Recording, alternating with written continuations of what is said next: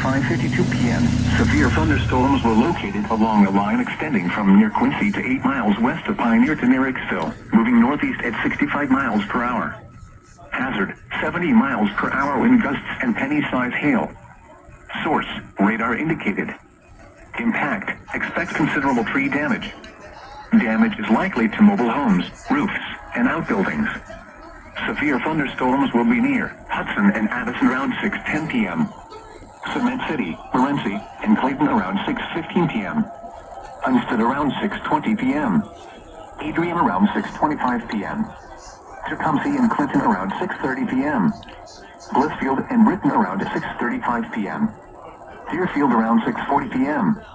Other locations impacted by these severe thunderstorms include Seneca, Manitou Beach, Devil's Lake, Macon, Lime Creek, Munson, Ogden Center, Canandaigua, Ridgeway, Palmyra, and Tipton. Repeating, a severe thunderstorm warning has been issued until 7 p.m. for the following county: Lenawee, Michigan.